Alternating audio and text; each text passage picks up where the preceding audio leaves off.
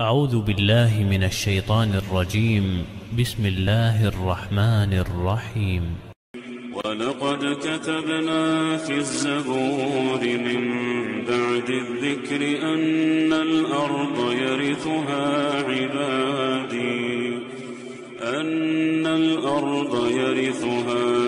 عبادي الصالحون إن في هذا لبلاغا لقوم عابدين وما أرسلناك إلا رحمة للعالمين.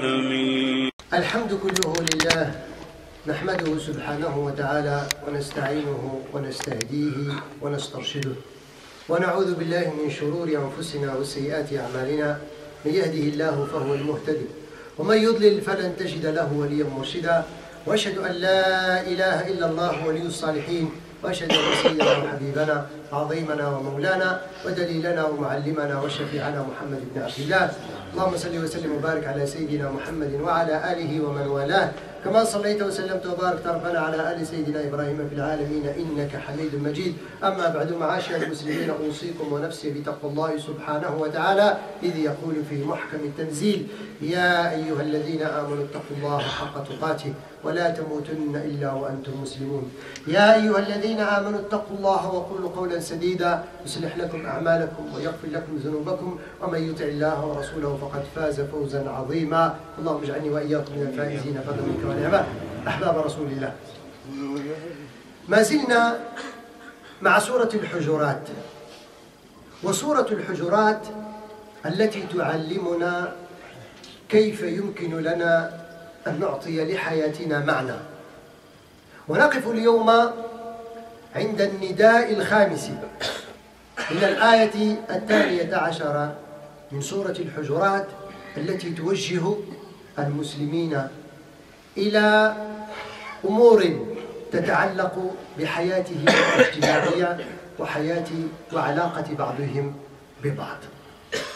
On est toujours avec le chapitre des appartements, le chapitre 49, à travers lequel Allah subhanahu wa ta'ala nous trace un chemin, nous donne des signes et des moyens qui nous aident à donner du sens à notre vie.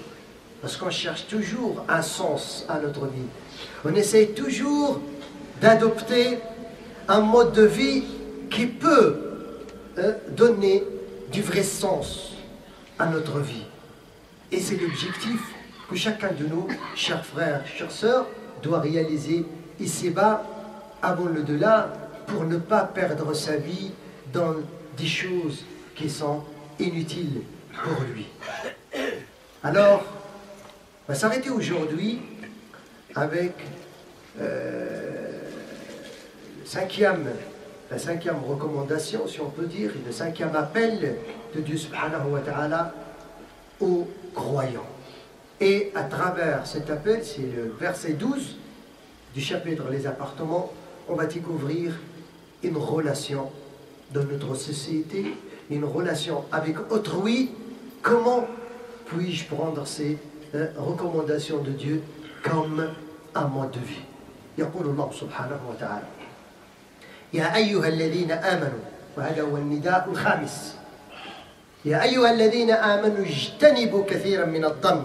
المبدأ الأول في هذه الآية. المبدأ الثاني: ولا تجسسوا، إن بعض الظن إثم، ولا تجسسوا. المبدأ الثاني. المبدأ الثالث: ولا يغتب بعضكم بعضا. ثم جاء التصوير.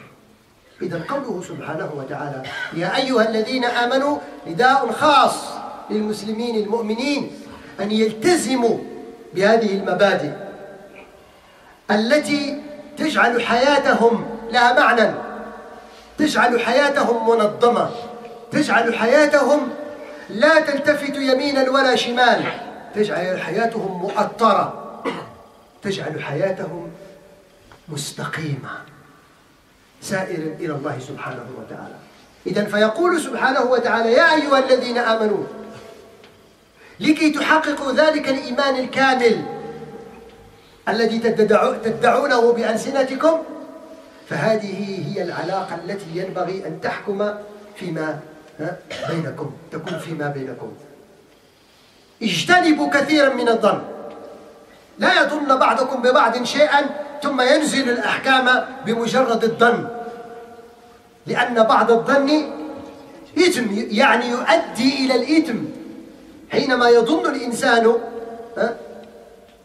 ظنونا وشكوكا وأوهاما فإنه يتبعها بأحكام، وهذه الأحكام حينما تبنى على غير أساس فإنها تؤدي إلى الإثم الذي هو ظلم الآخرين واتهام الآخرين ونيل الأعراض الآخرين وأخذ مال الآخرين وهكذا. لذلك حذر الله سبحانه وتعالى وذكر إذن ما دام البعض من الجزء من الكل إثم فينبغي أن يترك كل شيء.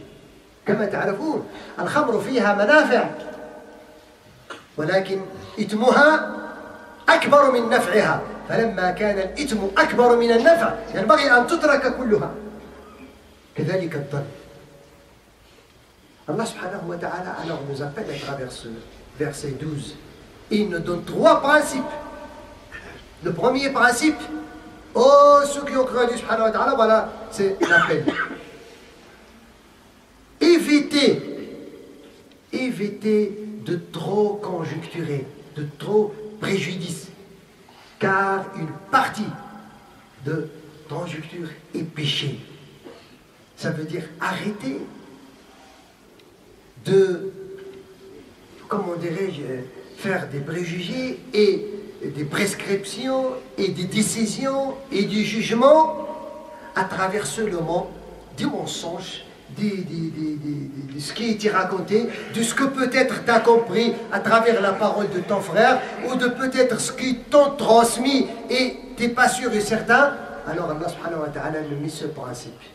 On ne doit pas arriver à un niveau de juger quelqu'un selon les paroles des autres, selon ce que peut-être j'ai compris d'après ce qu'il veut dire ou d'après ce qu'il a fait. Non, pas du tout. Il faut s'assurer, et ça c'est une partie des informations, comme on a dit tout à l'heure, c'est les informations qui étaient rapportées par un pervers. Parce que l'objectif c'est quoi? C'est d'éviter ce péché. Si c'est une partie des conjectures et péché, alors on doit éviter toute préjudice. C'est très important pour qu'on puisse vivre une vie où il n'y a que une relation de confiance entre les gens. Jamais juger quelqu'un par rapport à ce que les autres ont porté. Jamais considérer telle chose, telle parole de telle façon par rapport à ce que tu as compris par rapport aux paroles de ton frère, et ainsi de suite. ولا تجسسوا ولا تجسسوا. التجسس هو البحث عن عيوب الإنسان خفية. Tajassus, c'est il ne faut pas espionner. Quand tu espionnes quelqu'un, tu le suis. Tu cherches à savoir qu'est-ce qu'il fait, ses défauts, comment il vit, où il habite, comment il habite, il fréquente qui, il va y aller chez qui, il est avec qui. C'est ça l'espionnage, c'est interdit. On ne doit pas chercher à dévoiler une personne, surtout quand il cache son problème, il cache son péché, on ne doit pas le chercher. Regardez, ne serait-ce que pour aujourd'hui, argumenter, donner les preuves de l'adultère, il faut 4 personnes qui doivent témoigner qu'ils ont vu l'opération entre un homme et une femme pour qu'on puisse dire c'est l'adultère. Tu as vu un homme avec une femme, ils sont partis ensemble. Pourquoi tu vas les suivre? Qu'est-ce que tu cherches là-dedans?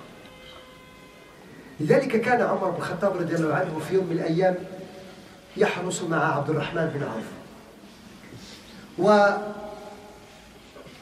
لهم يعني ضوء في مكان، فذهبوا إليه وإذا به ضوء يخرج من دار فلان. فقال عبد الله عمر بن الخطاب لعبد الرحمن بن عوف: أتدري دار من هذه؟ قال: دار فلان، لا يهم فلان. قال: إن فيها لغط لعلهم شربوا. فقال عمر بن الخطاب: هذا الذي نهينا عنه، نهينا عن التجسس. ليش احنا جايين نتجسسوا على هذول الناس؟ ما دام داخل بيته فليفعل ما يشاء في بيته، لماذا تجسسوا عنه؟ وندوروا احباب الكرام، اغلب المشاكل اليوم في الاسر وبين الاخوان وبين الاصدقاء هو التجسس. رايته هناك، ذهب مع فلان، صاحب فلان، في حين ان الله سبحانه وتعالى بل امرنا في منهجه بالستر. من ستر مسلما في الدنيا ستره الله في الدنيا والآخرة. أحباب الكرام، نحن ليس من مهمتنا أن نكشف عورات الناس. Alors, ce verset-là nous interdit d'espionner, interdit de suivre la personne. Qu'est-ce qu'elle fait chez lui? J'ai cité l'histoire de Omar ibn Khattab avec Abdurrahman ibn Auf qui était en garde une nuit. Regardez la Médine, ils font le tour de toute Médine dans la gare la nuit. Et quand ils ont vu la lumière qui sortait dans une maison tard la nuit, ils sont partis, ils ont entendu du bruit dans cette maison-là. Et Abdurrahman ibn Auf lui dit: c'est la maison de tel. Je vois qu'ils sont en train de s'embrouiller et ils ont bu de l'alcool. Omar ibn Khattab lui a dit: c'est ce que Dieu nous a interdit, d'espionner les gens. Je ne t'ai pas demandé qu'est-ce qu'ils sont en train de faire. On essaie de voir s'il n'y a pas de mal. Tant qu'il n'y a pas de mal, annule-le-en. Ça, c'est le chef de l'État. Et c'est possible que ces gens-là, ils sont... Mais tant qu'ils sont chez eux, pourquoi tu cherches à dévoiler ce qu'ils ont caché? C'est pour ça, chers frères, chères sœurs, ce qui nous a été demandé, nous, c'est de cacher les défauts de nos frères et sœurs. Ce n'est pas de dévoiler.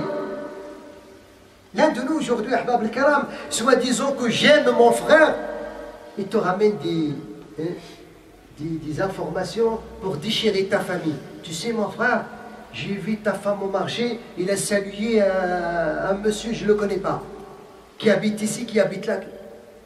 Et pourquoi tu suis ma femme dans les marchés? Je ne t'ai pas désigné comme son garde-corps. ويأتينا في الغيبة ولا يغتب بعضكم بعضا، وفيها رواية جميلة للإمام الحسن البصري وقيل للإمام الشافعي. ولا يغتب بعضكم بعضا. Vous pas ça? ولا يغتب بعضكم بعضا. Il ne faut pas que les uns médisent les autres. Il ne faut pas médiser. Il ne faut pas mépriser. Il ne faut pas parler derrière lui. هي الغيبة لماذا تغتابه؟ والغيبة كما قال النبي صلى الله عليه وسلم هو أن تحدد في غيبة أخيك بما فيه. الغيبة بمعنى أن تتحدث عن أخيك وهو غائب بما فيه. فقيل يا رسول الله: وإن كان يعني ما فيه، أنا أقول ما فيه. قال: إن كان ما فيه فقد اغتبته، وإن لم يكن ما تقول فيه فقد بهته. وهو البهتان. Médiser, c'est la calomnie. C'est de parler à l'absence de quelqu'un, à son absence. C'est vrai, tu parles de ce qui est, de son défaut. Il y a des cas exceptionnels dans la religion. Tu parles de son défaut, mais parle devant lui. Pourquoi tu parles derrière lui? Au lieu que tu dévoiles ses problèmes devant lui, parle-lui directement si tu veux le bien pour lui. Conseille-le. Au lieu de le dévoiler devant les gens et de l'humilier devant les gens. C'est interdit dans notre religion. C'est pour ça, regardez l'image que le Coran il a donnée.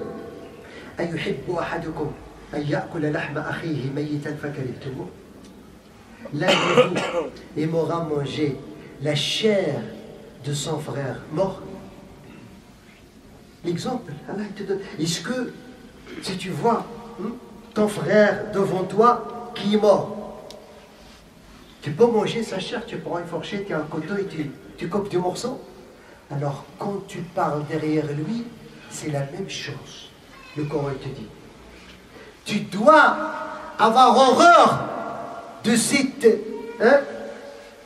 comment dirais-je, calomnie, comme tu vas avoir l'horreur si tu peux manger la chair de ton frère mort. Imaginez, quelle société propose ce chapitre de Hujurat et tout le Coran en général. Une société d'amitié, de fraternité, de confiance, de conseil, de respect, de voiler les défauts, de voiler au lieu de dévoiler les défauts des autres pour la récompense de delà. C'est pour ça, حينما جاء رجل الإمام الشافعي وقيل الحسن البصري قال إن فلانا قال فيك كذا وكذا. Personne n'est venu chez l'imam Shafi'i وقيل الحسن البصري. Il dit, j'ai entendu une personne, il a dit sur toi telle chose. Vous savez ماذا قال له هذا الإمام؟ قالوا ألم يجد الشيطان أحدا غيرك ليوصله إلي؟ Le shaitan n'a trouvé personne que toi pour qui t'envoie vers moi. Je ne t'ai pas demandé de me dire ce que les gens disent sur moi. Pourquoi tu me rapportes ce que les gens disent sur moi? Cache-le, je ne veux pas le savoir. حتى النبي صلى الله عليه وسلم نهى الصحابة قال لا تأتوني بأخبار أحدكم دعوني أخرج إلى الناس بصدر رحب. Laissez-moi sortir et accueillir les gens. Tout le monde, je le considère pareil. Ne me rappelez pas ce qu'il a dit tel, ou ce qu'il a dit tel, ou ce qu'il a dit tel, hypocrite tel. Je ne veux pas savoir. Laisse celui qui veut dire, laisse-le. Ne me rapporte pas ce que les gens disent sur moi, parce que je veux me comporter avec tout le monde de la même façon. C'est ça qui donne, Ahbab al-Karam, le sens à notre vie, si on veut vivre une vie stable. Et une vie pleine d'amour, une vie pleine de respect avec les autres. أقول قولي هذا واستغفر الله واستغفر الله.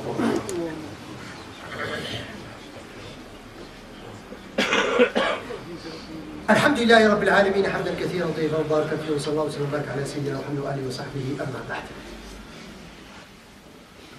أخرج الإمام أبو داود وهنا يبين لنا النبي صلى الله عليه وسلم المراد، لأن هذا كله سببه ضعف الإيمان وقلة الوازع الديني. قال النبي صلى الله عليه وسلم: يا معشر من آمن بلسانه ولم يدخل الإيمان في قلبه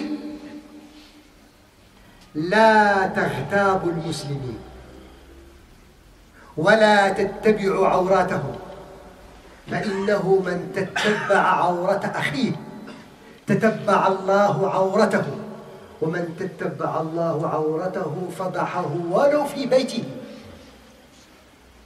Ça vient quoi? Le prophète sallallahu alayhi wa sallam nous donne le fruit. Tout ça, ça vient de malheureusement tous ces calomnies, tous ces espionnages, tous ces préjudices devient parce que la foi est dégradée. La foi est à un niveau plus bas. C'est ça où le shaitan il souffle et trouve comment dirais-je, les réactions de ceux qui ont la foi. Enfin, il faut travailler sa foi. Pour ça, le prophète sallallahu alayhi wa sallam, il a appelé ceux qui ont prononcé la foi et l'attestation de la foi avec leur propre langue, mais il n'est pas encore accès à leur cœur. Arrêtez de médiser, d'espionner les gens et de suivre leur nudité. Parce que celui qui suit la nudité, il essaie de dévoiler la nudité de son frère, Allah suivra sa nudité. Et Dieu subhanahu wa ta'ala, quand il suit ta nudité, il va la dévoiler chez toi. Allah il va te dévoiler, il va t'enfoncer chez toi. Parce que tu te comportes avec les gens comme ça. إذا هنا الأحباب الكرام يتضح ماذا؟ لذلك تجدون دائما الربط باليوم الآخر. شوف النبي صلى الله عليه وسلم يقول في الصحيح عنه: من كان يؤمن بالله واليوم الآخر فليقل خيرا أو ليصمت. من كان يؤمن بالله واليوم الآخر، مفهوم المخالفة من كان يقول كل شيء من الخير والشر هذا لا يؤمن بالله واليوم الآخر. C'est ça مفهوم المخالفة. Le prophète toujours ne lit avec le jour dernier et la croyance complète. Celui qui croit vraiment en Dieu et au jour dernier, qu'il dit du bien, sinon il se tait. Parfois, il faut toujours quelqu'un qui veut nous dire « tais-toi ». Quand tu le rapportes, il te dit « tais-toi ». Il faut avoir normalement cette étiquette. Quand quelqu'un te rapporte des calomnies, dis-lui « tais-toi ». Si tu crois vraiment au jour dernier, tu es musulman, tais-toi, je ne veux pas entendre ça. Je ne veux pas savoir qu'est-ce qu'il a dit sur moi. Je ne veux pas l'espionner, tais-toi. Pardon. Allah, le prophète me dit, tu peux dire du bien, parle. Tu vas dire que du mal, tais-toi. Ça va être bien pour toi. Alors ce verbe-là, il faut le conjuguer en tous les temps. C'est très important. Si on veut vivre une vie stable, parce que certainement, les gens ils vont se comporter avec toi comme tu te comportes avec eux. Comme tu te comportes avec eux. ذلك أحد الصالحين وأختم كان يقول إن كنت مغتابا أحدا فأبواي أحق بالغيبة من غيرهم. هذا المثال. Parmi les peu, il disait, si je veux médiser quelqu'un, faire la calomnie sur quelqu'un, parler derrière quelqu'un, je préfère parler derrière mes parents, médiser mes parents, médiser mes parents, et faire la calomnie mes parents. فقيل له يعني ولما؟ كيف تغتاب أبواك؟ قال لأن أبواي أحق بحسناتي من غيرهم. Parce que mes parents, au moins ils méritent mes bonnes actions plus que quelqu'un d'autre. Ce qui veut dire, quand tu médises quelqu'un, c'est tu lui fais transmettre tes bonnes actions. Tu transmets une partie de ta prière à celui que tu as calomnié. Tu transmets une partie de ton jeûne. Alors, si tu ne veux pas garder tes biens, tu peux médiser comme tu veux. Tu peux calomnier comme tu veux. Tu peux espionner comme tu veux. Et le jour dernier, tu vas régler avec tes prières et ton jeûne. Ça veut dire, ta vie, tu avais fait toute cette énergie-là pour les autres. Ce n'est pas pour toi. Il n'a pas de sens. Alors donnons du sens à notre vie en préservant notre langue. في قوله سبحانه وتعالى في سورة الصافات إن الذين قالوا ربنا الله ثم استقاموا تتنزل عليهم الملائكة. جاء رجل إلى النبي صلى الله عليه وسلم قال يا رسول الله دلني على شيء يعني أستقيم يعني أبقى على الاستقامة أسألك عن أمر لا أسأل عنه غيرك. Je te demande des choses dont j'interroge personne à part toi. فقال له النبي صلى الله عليه وسلم, le prophète lui a dit قل آمنت بالله ثم استقم. Dis je crois en Dieu et demeure le droit chemin. Le compagnon il veut encore un petit peu de précision. قال يا رسول الله فما أخوف ما تخاف عليه. C'est quoi la chose dans ta peur qui me déveille de ce droit chemin? En fait il après ça donc il a dit méfie-toi de cet organe. C'est celui-là qui va dévier du droit chemin. La plupart de ceux qui seront rejetés en enfer le jour dernier, c'est à cause de cet organe. Il n'est pas maîtrisé. Alors maîtrisons cet organe, vous allez être à l'aise pour 50% de la pratique de notre religion. أسأل الله العظيم ويوفقنا لما في خير ويهدنا الشر والسلام وجعلنا من عباد الصالحين والمصلحين. اللهم اهدنا فيمن هديت وعافنا فيمن عافيت وتولنا فيمن توليت وبارك لنا فيما اعطيت واصرف عنا برحمتك الشر وسوء ما قضيت. اللهم الهمنا الرشاد والسداد وفصل الخطاب واجعلنا من الراشدين. الاخوان والاخوات الذين يسالون الدعاء اللهم شافي اهليهم ودويهم ووالديهم واخوانهم وجيرانهم. اللهم يا رب كل اولادهم اللهم انبتهم نباتا حسنا. اللهم من كان في امتحانات ومن كان يبحث عن العمل ومن كان له كربة ففرج كربته ونفس همومهم. اللهم اجمعنا وإياهم في طاعتك ورضوانك. اللهم تقبل منا المنفقين أموالهم وأخلفهم خلفا حسنا واغفر لنا ولهم من عبادك الصالحين والمصلحين. رب اغفر وارحم وتجاوز عما تعلم فأنت العز الأكرم. وصلى اللهم وسلم وبارك على سيدنا محمد والحمد لله رب العالمين وآخر الصلاة.